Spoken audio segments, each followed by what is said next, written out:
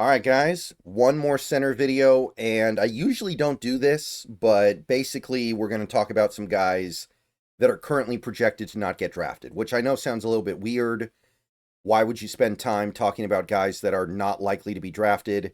It's because the centers are so shallow this year, unless you pull in guys from other positions that may or may not play center. I decided to go ahead and get a third video going just on the guys that I think are on the brink and could get drafted if things go well for them over the next month or so. So, we're not going to spend a ton of time on any one guy here, but there is some intriguing stuff going on here. We'll start with Drew Kendall of Boston College, 24, so a little bit on the older side. Pretty good size. His arms are short, but in this class, they're actually not that short. 31 and 3/4 doesn't even seem that bad anymore. And he tested good. He ran a great 40, although the 10-yard split was weak. 3-cone good, 20-yard shuttle good. I mean, he's a good athlete. He can move well in space. He's got some change of direction skills. You like to see that. ESPN is the only major big board that had him getting drafted. The aggregate has him a couple dozen spots out. He's been productive for Boston College the last couple years. He has been mostly clean in his pass protection. The only issue is a couple years ago he had 8 penalties. Other than that, he's been a pretty respectable player. Seems like a smart guy. He's got a real good understanding of the little nuances of like angles and hand placement and stuff like that. He tested better than people expected, which indicates there might be some athletic prowess here that doesn't really show up at the Boston College tape all the time. That happens. He does use his hands well when he's engaged with defenders.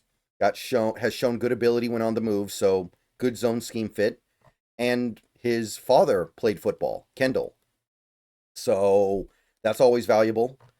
Now, I don't think he'll ever be able to be anything other than a center, no flexibility at all. Doesn't maintain his balance into contact. He bends at the waist. He gets his body out of line with his feet. Strength is not a strength of his. And he's probably going to get pushed around a lot at the NFL level because he's not that strong. He doesn't open up run lanes very well. He doesn't have the leg drive to it. Recovery abilities are weak. Once he's beat, he is beat. So there are some limitations here, but I think he'll make it in the NFL. The testing numbers, the high IQ, I don't know if he's going to be able to get very far beyond that, but I think he can make it on a roster. So I'm going to be a little bold here. I'm going to say 5th round pick. I'm down with ESPN's take on this. I think he's worth about a mid-5th round pick, personally. So I like Kendall maybe a little bit more than the average. Okay, number 2, Jonah Monheim. This is a guy I kept an eye on all year, and we're now at the point where the aggregate big board has him well outside drafting territory, but USC center. He's got decent size, but, well, 30 and 1/8 inch arms. That's brutal. The first percentile. First percentile. I need to measure my arms and see how long my arms are. I'm wondering if maybe I might not be far off from 30 and 1/8. I got to figure out how they do it. Hands are small too, I guess. Actually, 3 major big boards that I use had him in well within drafted range. They all had him above 200, but the aggregate has him at 300. So wide range. And we like that around here. Pass protection numbers, we're not thrilled. A center giving up this much pressure is not good. That's like 2 pressures a game. And from a center at a major program, you want better than that. He also regressed in 2024, it seems like, a little bit. So we don't like that either. He was better in 2023 overall, it feels like. Now, Monheim's a player that has played up and down the USC offensive line. Not that that really matters because his arms are so short. Center's his only hope. He's got a good pass rush mirror. He does a good job shuffling his feet to stay in front of defenders. He does do everything he can to keep his hands inside to protect his chest. He's pretty good at climbing up to secondary blocks. He's athletic enough to recover in pass protection when he's beaten.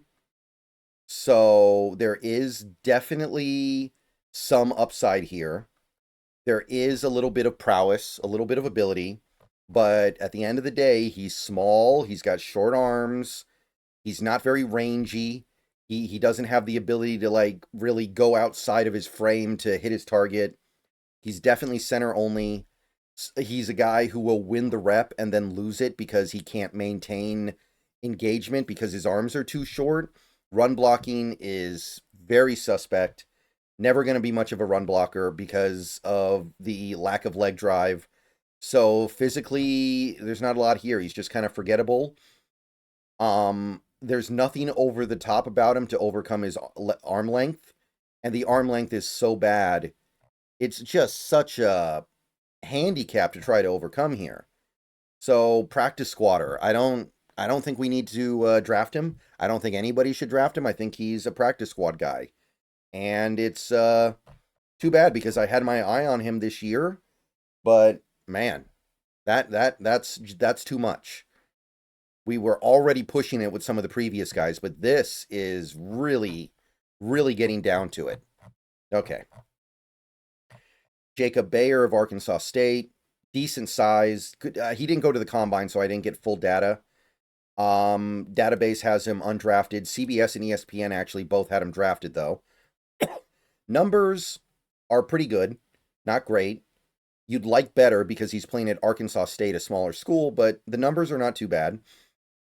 He's really good at using leverage. He is on the shorter side. He's 6'3", and he knows how to get underneath his opponent's pads to win, which is really important. He's actually got a good amount of range. Like, he's able to protect either gap to his side. He's got great footwork. He's got good awareness of the field when he's on it. He's got good awareness of what's going on around him.